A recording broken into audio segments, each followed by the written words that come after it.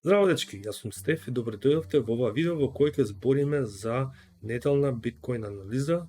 Во ова видео ќе збориме за криптомаркетот, ќе збориме за малку некои новости околу скеџулот, како се прави планот за видеата и секој ден од понеделник до петок ќе се постира видеа за разни теми. Ќе пишам погоре, само ќе ви го покажам на споредот. Околу 9 часот ќе има видео, така да не заборавајте да стиснете лайк и секако да ги споделите видеото. Прво да почнеме со биткоин. Што се дешава со биткоин? Не сум го анализирал таму.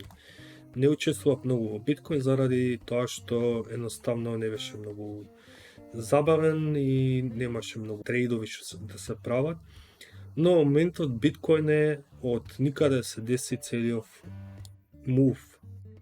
Во превод направи за 50, за 21 ден, колку направи price range. Од ботом до ова направи 35%, не е лошо. Но исто така си има намалено 68%. И ево го покажам распоредот пред да почнам со ова. Значи во понеделник имаме маркет анализа, вторник имаме што правам сеци, некои работи што сум ги направил, дизајнирал.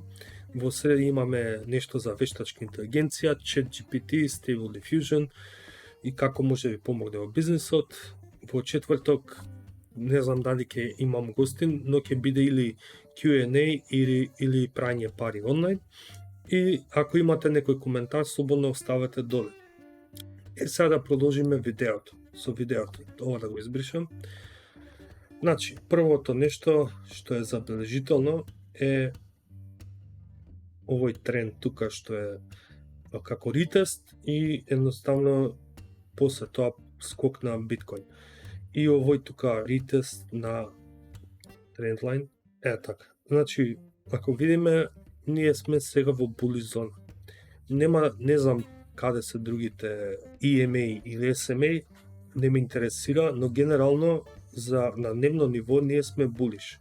Зашто? Затоа што имаме close од предходната ценовна височина од 18.500 и сега ретестираме на месечно ниво каде што и мислам дека имаме најголем проблем. Зашто? Затоа што тука има две свеки каде што се инсайд две свеки и тука е најголемиот проблем на биткоин сега во моментот. Ако биткоин затвори над 23 и 200 со јак моментум, тогаш автоматски идеме на 30k. И тука може да идеме со еден многу добар лонг. Каде што лонгот ќе биде некаде ова и 1:3 е добар risk to reward според мене, ако ме прашат. И тоа е за биткоин булиш 23k, ако затвори 23.300, ако затвори над тоа, ќе отворам лонг и ќе таргетирам 30k. Ако падне под, сега ако ви кажам кој ниво сега е многу битно.